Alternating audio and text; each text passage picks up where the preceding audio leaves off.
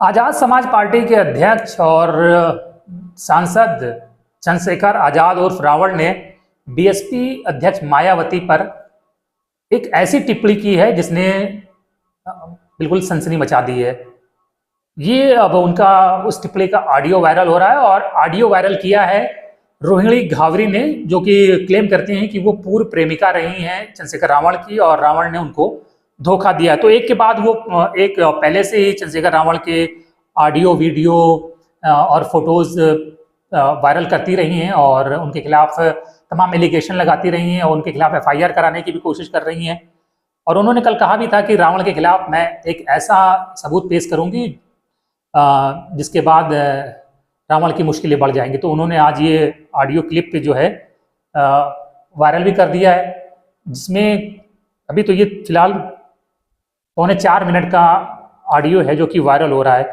इसमें तमाम तरह की बातें की गई, लेकिन अंत में जो बात कही गई है, हालांकि हम अभी इस ऑडियो की पुष्टि नहीं करते हैं कि आवाज़ चंद्रशेखर रावण की ही है या नहीं है, लेकिन रोहिणी घावरी क्लेम कर रही है कि चंद्रशेखर रावण की ही आवाज़ है। और इस ऑडियो के आखिर में जो टिप्पणी की है बहुत गंदी, बहुत शर्मनाक, बहुत घिनौनी टिप्पणी है। इस तरह की टिप्पणी बहन मायावती पर आज तक उनके किसी सियासी विरोधी ने भी नहीं करी है। इवन भाजपा ने भी इतनी गंदी टिप्पणी नहीं करी है। ये ऐसी टिप्पणी है जिसको बताने में भी शर्म आ रही है और उसे बताया भी नहीं जा सकता है। ऑडियो की शुरुआत होती है इस बात के साथ, रोहिणी घावरी कहती हैं कि आपको बहन जी से मिलना चाहिए और आपको बहन जी के साथ काम करना चाहिए। तो वो कहते हैं कि पहले बहन जी से तू मेरी मुलाकात तो करा। और उसके बाद बीच में वही पूछती हैं कि अगर बहन जी आपको कोई बड़ा पद दे दें तो क्या आप बीएसपी में अपनी पार्टी का विलय कर लेंगे? तो चंद्रशेखर रावण कहते हैं कि बिल्कुल नहीं करूंगा, मुझे अपना उत्तराधिकारी बना दें वो, तब मैं सोचूंगा। यानी कि वो बीएसपी का उत्तराधिकारी बनने का ख्वाब देख रहे हैं।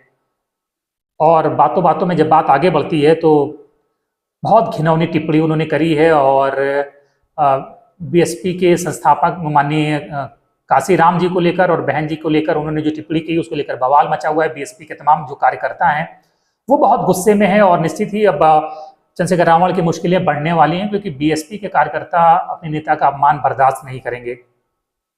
अभी जब 9 अक्टूबर को लखनऊ में मान्यवर काशीराम जी के परिनिर्वाण दिवस पर लखनऊ में बहन जी ने रैली करी थी, तो उन्होंने साफ कहा था, चंद्रशेखर रावण पर सीधा हमला बोला था और उन्होंने कहा था कि कुछ चरित्र से कमजोर लोग या दूसरों का शारीरिक शोषण करने वाले लोग समाज के युवाओं को बरगला रहे हैं और अपने आप को नेता साबित करने की कोशिश कर रहे हैं।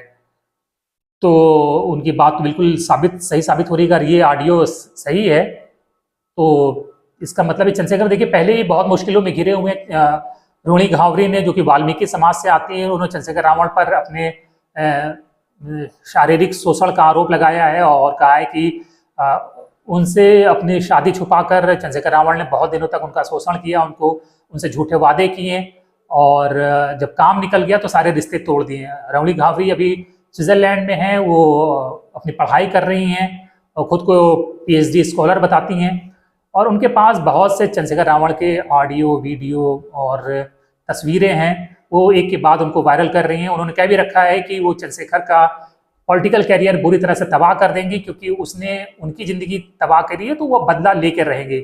और अब ये सबसे घातक हमला बोला है रोहिणी घावरी ने, जो ऑडियो वायरल किया है। देखिए आप सुने शुरुआत कैसे होती है।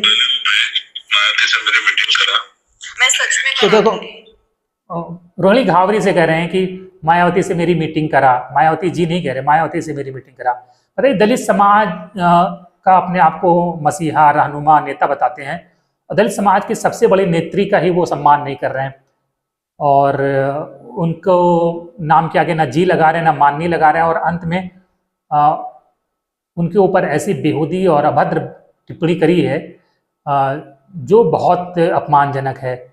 अभी देखते हैं, हालांकि मुश्किलें लगातार बढ़ती जा रही। चंद्रशेखर रावण की रोहिणी घावरी लगातार प्रयास कर रही है कि उनके खिलाफ वो किसी तरह से एफआईआर करा लें, लेकिन एफआईआर क्यों नहीं हो रही है? क्या बीजेपी उन्हें बचा रही है या रोहिणी घावरी की शिकायतों को अनदेखा किया जा रहा है? ये बड़ी बात है। लेकिन अब जिस तरह से ये सब देखिए, दलित समाज सब कुछ बर्दाश्त कर लेगा, लेकिन बहन मायावती के ऊपर किसी तरह की टिप्पणी नहीं बर्दाश्त करेगा, उनके चरित्र को लेकर इस तरह का अपमानजनक शब्द बर्दाश्त नहीं करेगा।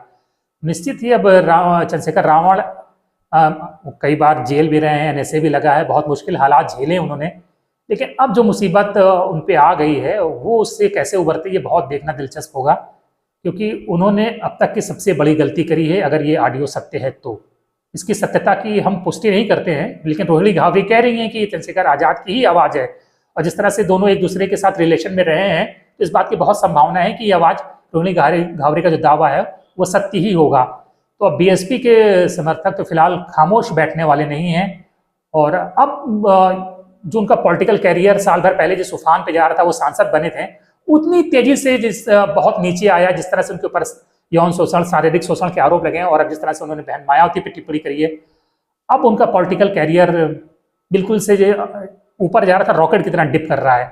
तो अब इससे उभरना बहुत मुश्किल चंद्रशेखर के लिए, क्योंकि उधर बीएसपी ने भी आकाश आनंद को जिम्मेदारी दे दी है, वो भी युवा हैं, तो जो युवा उधर अट्रैक्ट हो रहे थे, अब निश्चित ही चंद्रशेखर की जो चारित्रिक कमजोरियां हैं उसको देखने के बाद, जिस तरह से वो बयानबाजी करते हैं और जिस तरह से बहन मायावती पर टिप्पणी करते हैं, उसके बाद निश्चित उनके समर्थक बड़ी तेजी से वापस बीएसपी में शिफ्ट होंगे। बाकी आप लोग क्या कुछ सोचते समझते हैं, अपनी राय कमेंट बॉक्स में जरूर दें। धन्यवाद।